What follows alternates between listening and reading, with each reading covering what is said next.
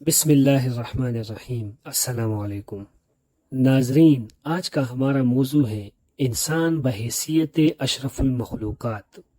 خالق کائنات جو علیم و خبیر ہے جانتا تھا کہ یہ حیوان اشرف المخلوقات بننے کے بعد اتنی صلاحیت حاصل کر لے گا کہ تسخیر کائنات کے ساتھ ساتھ اپنی شعلہ مثال فطرت پر بھی قابو پا سکے۔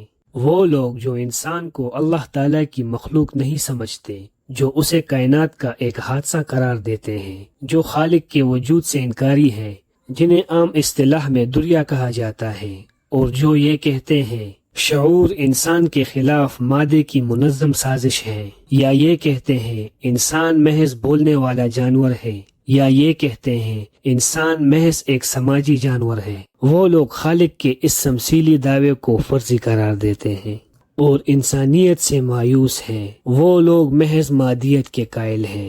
افلاطونی نظریات کے عکاس اہل یورپ کا سب سے بڑا المیہ یہی ہے۔ آج اہل یورپ جو کائنات کی وسعتوں کو چھو لینے کا جذبہ رکھتے ہیں، جنہوں نے چاند کی ویران غاروں میں جھانک لینے کی ہمت پیدا کر لی، حقیقت میں انسانیت کے مستقبل سے ہیں۔ وہ خالق کائنات کو ایک تخریبی قوت سمجھتے ہیں۔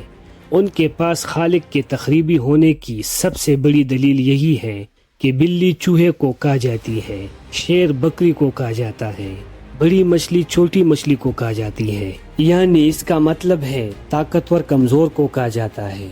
جب مظاہرہ فطرت میں یہی شیطانیت موجود ہے، جب خالق کائنات نے ہی جس کی لاٹھی اس کی بینس مائٹ از رائٹ کا اصول بنایا ہے، تو پھر انسان سے اعمال صالح کی توقع کیوں کی جاتی ہے، لیکن ان کی نظر اس چڑیا پر کیوں نہیں پڑتی جو بچوں کے منہ میں ایک اجدانی حکم کے تحت دانہ ڈالتی ہے؟ ان کی نظر ان دریاؤں پر کیوں نہیں پڑتی جو پہاڑوں کی رگوں سے نکل کر ساری زمین کو سیراب کرتے ہوئے سمندروں کو جا آباد کرتے ہیں؟ ان کی نظر غنچوں کی چٹخ اور پھولوں کی مہک، ہواؤں کی دل فروزی، سمندروں کے تلاطم، لہروں کے تموج، شاخوں کے جھکاؤ، دریاؤں کے بہاؤ، ہر تخلیق کے حسن، ہر صنعت کی خوبی اور ہر تصویر کی دلکشی پر کیوں نہیں پڑتی، جن سے مظاہرہ فطرت سے تعمیرت ہی تعمیرت کی نمائندگی ہوتی ہے؟ سچ تو یہ ہے کہ انسانیت سے مایوس ہونے والے جلد باز تھے۔ اس میں کوئی شک نہیں کہ اللہ تعالیٰ نے فرشتوں کے ساتھ جو مکالمہ کیا، یعنی اللہ نے یہ جو ظاہر کیا کہ انسان زمین میں فساد اور خون بہانے کی بجائے جنت تخلیق کرے گا، کیونکہ اس کے پاس شعور ہے جو صفت خداوندی ہے، تو اللہ رب العزت کا یہ ارادہ ابھی پائے تکمیل تک نہیں پہنچ پایا۔ لیکن جیسا کہ ہم نے کہا کہ مادہ پرست لوگ جلد باز ہیں، حقیقت تو یہ ہے کہ ابھی انسان نے دیکھا ہی کیا ہے۔ نبی آخر الزماں کی آمد اور خصوصاً آپ صلی اللہ علیہ وآلہ وسلم کے خاتم المرسلین ہونے کا صاف مطلب ہے کہ اب انسان کا شعوری ارتقاء مکمل ہو چکا ہے، اور اب اسے خالق کائنات کی طرف سے مزید ہدایت کی ضرورت نہیں۔ قرآن مجید میں ہے ترجمہ: آج کے دن میں نے تمہارے دین کو مکمل کر دیا ہے اور تم پر اپنی نعمتیں تمام کر دی ہیں، اور میں راضی ہوں کہ تمہارے لیے دین اسلام ہے۔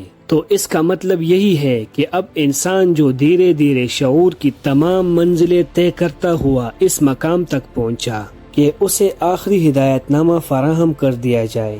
خالق کائنات کے پروگرام کے مطابق انسانیت کی گاڑی کو اپنے شعور کی مدد سے اور آخری ہدایت نامہ کی روشنی میں اس منزل مقصود تک لے جائے گا جسے بہشت بری یا جنت الفردوس کہتے ہیں۔ یہ چند دنوں کی بات ہے۔ خالق کائنات کے نزدیک وقت کی کیا اہمیت ہے؟ اس کا تو نہ ماضی ہے نہ مستقبل، وہ تو ابدی حال ہے۔ سورج کا طلوع و غروب اور گردش لیل و نہار تو ہم مخلوق کے لیے ہیں، جس سے ہم اوقات متعین کرتے ہیں اور دنوں اور سالوں کی پیمائش کرتے ہیں۔ لہذا یہ کہنا کہ طویل مدت بیت گئی اور انسان کی سرشت سے جناتی خصلت نہ گئی درست نہیں۔ وہی جناتی خصلت جو اس کی بشریت کے وقت سے اس کے حضور سجدہ ریز نہ ہوئی، وہی جناتی خصلت جو اس کے شعور سے قبل اس میں پائی جاتی تھی، اور فطرت کے ساتھ ساتھ اس کی ذات میں منتقل ہوتی رہی۔ وہی جناتی خصلت جس میں انگارے کی تپش اور شعلے کی لپک ہے، اور جو آن کی آن میں اعمال کے قید کو جلا کر راکھ کر دیتی ہے۔ قرآن حکیم اس موقع پر اعلان کرتا ہے، ترجمہ: ان کے عمل کی کھیتیاں جل کر راکھ ہو جاتی ہیں۔ وہی جناتی خصلت اس میں منتقل ہوئی اور اسے مٹی کے پتلے سے آگ کے شعلے میں تبدیل کر دیا۔ ہاں، وہی جناتی خصلت اس میں سے نہ گئی اور مایوس لوگوں کے بقول طویل مدت گزرتی گئی۔ انہی لوگوں کے بقول ہزاروں سال گزر گئے، لیکن انسان کی اصلاح نہ ہو سکی۔ ایسا کہنے والے مایوس لوگ ہیں، اور مایوسی ابلیسیت ہوتی ہے۔ سچ تو یہ ہے کہ انسان خالق فطرت کے حضور ابھی بالغ ہوا ہے۔ ابھی تو اسے ہدایت نامہ ملے انتہائی مختصر وقت گزرا ہے۔ خالق کائنات کے پروگرام تو لاکھوں کروڑوں سال پر محیط ہوتے ہیں۔ وہ ازل سے بھی پہلے تھا اور ابد کے بعد تک بھی رہے گا۔ وہ جس خالق کائنات کی بساطت لامحدود ہے، جو ہر شے میں اپنے پودے وجود کے ساتھ موجود ہیں، اور جہاں کوئی شے نہیں وہاں بھی موجود ہیں۔ وہ جس کی قدرت کاملہ کسی کے محتاج نہیں، اور جو اپنے منصوبوں کی تکمیل کے لیے کسی کا منتظر نہیں۔ بقول اقبال، یہ کائنات ابھی ناتمام ہے شاید، کہ آ رہی ہے دمادم صدائے کن فیکن۔ ہاں، اس خالق کائنات کے لیے صدیوں اور ہزاروں سال کی کوئی اہمیت نہیں۔ قبل اس نے باشعور انسان کو زندگی گزارنے کے لیے ضابطۂ حیات عطا کیا، اور اب یہ بالغ انسان اسے طرح طرح سے سمجھنے کی کوشش کر رہا ہے، اور اس کے لیے مناسب بھی یہی ہے کہ ضابطۂ حیات سے استفادہ کرے، جس نے اس کی زندگی کے لیے ایسے اعمال صالحہ کی دعوت دی اور نتیجہ پہلے بتا دیا کہ اس طرح نہ کوئی خوف تم پر طاری ہوگا اور نہ کوئی حزن۔ ترجمہ: جو اللہ پر ایمان لائے اور آخرت اور صالح اعمال کیے، اور اگر انہوں نے ایسا کیا تو تم پر ان کے لیے اللہ کے پاس اجر ہے، اور نہ کوئی خوف ان پر طاری ہوگا اور نہ کوئی حزن۔ یہ وہ مقام ہے جہاں سے انسان کے لیے انسان بننے کی دعوت شروع ہوتی ہے، لیکن ہوا یوں کہ انسان اب تک اعمال صالح سے دور رہا۔ اس نے ابھی تک اس دعوت کو دل و جان سے قبول نہیں کیا۔ جنہوں نے صالح اعمال کیے ہیں، اور سوچئے کیا زمانہ گواہ نہیں، کیا لیل و نہار کی یہ گردش گواہ نہیں، کیا تاریخ کا یہ سفر گواہ نہیں، کیا اجڑی ہوئی بستیاں اور یہ سسکتی ہوئی زندگیاں گواہ نہیں، کیا انسان اپنی اصلیت سے ہٹ کر خسارے میں ہے؟ انسان نے اپنے اندر کے بھڑکتے ہوئے شعلے کی بات مان لی اور اس مردود ابلیس کے پیچھے لگ گیا جو اس کا ازلی دشمن ہے۔ کبھی کسی جانور نے اپنی نوع کے کسی دوسرے جانور کا قتل نہیں کیا، لیکن انسان نے ہمیشہ اپنے ہم جنسوں کو ہلاک کیا ہے۔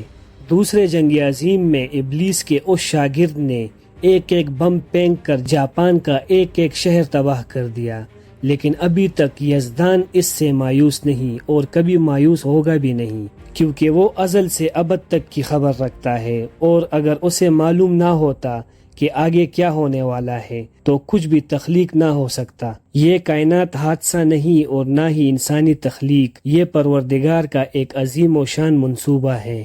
اس لیے وہ اس منصوبے میں خلل ڈالنے والوں یا اس میں تاخیر کا باعث بننے والوں کو اپنا دشمن کہتا ہے۔ یہاں یہ سوال اٹھتا ہے کہ وہ خالق ہی کیا جس کے منصوبے میں کوئی مخلوق خلل اندازی کی جرت کرے؟ لیکن اس کا جواب یہ ہے کہ احسن الخالقین نے اس منصوبے کی تکمیل انسان کے ہاتھوں ہونا مقرر کیا۔ یہی وجہ ہے کہ انسان اس منصوبے میں خلل یا تاخیر کی کوشش کر سکتا ہے، لیکن جیسا کہ خالق کائنات جانتا ہے یہ منصوبہ مکمل ہو کر رہے گا اور اس کے دشمن بے نام و نشان ہو جائیں گے۔ ترجمہ: بے شک تیرے دشمن بے نام و نشان ہو جائیں گے۔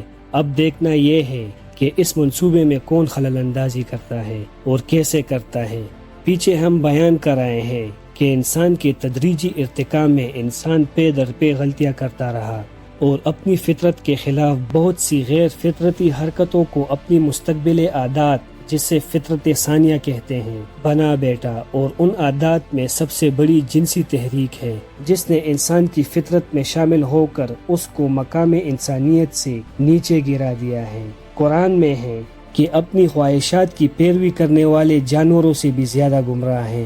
جنسی تحریک بے شک فطرت تھی بلکہ جبلت تھی، لیکن صرف افزائش نسل کے لیے، مگر اب انسان اتنی صدیوں تک اپنی اس جبلت کا بذریعہ شعور غلط استعمال کیا کہ قانون قدرت نے اس کے جینز میں تبدیلی پیدا کر دی۔ بصورت دیگر اسی زمین پر انبیاء کرام کی مثالیں موجود ہیں جنہیں خالق کائنات نے اس دنیا میں پیدا کیا اور اپنے بندوں کے ہاتھوں اپنے پروگرام کی تکمیل کر کے دکھائی۔ کیا یہ سچ نہیں کہ ابراہیم علیہ السلام کے ذریعے پروردگار نے نبی آخر الزمان محمد صلی اللہ علیہ وآلہ وسلم کی پیدائش کا منصوبہ بنایا؟ وہ ابراہیم ہی تھے جنہوں نے ہزاروں سال قبل دعا مانگی تھی۔ ترجمہ: اے ہمارے رب، ان میں رسول مبعوث فرما جو انہیں آیات پڑھ کر سنائے۔ یہ صرف دعائیں نہیں ہیں، پروردگار کے ایک منصوبے کی تکمیل کا ایک مرحلہ ہے، وہ منصوبے جسے مالک کائنات نے کائنات سے پہلے ہی تجویز کیا،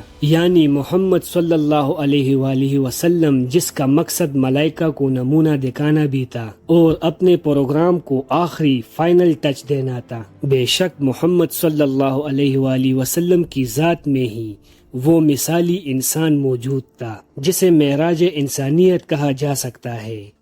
تو دوستو، اگر معلومات اچھی لگے تو ویڈیو کو لائک اور چینل کو سبسکرائب کریں اور صدقہ جاریہ سمجھ کر شیئر ضرور کریں۔ والسلام۔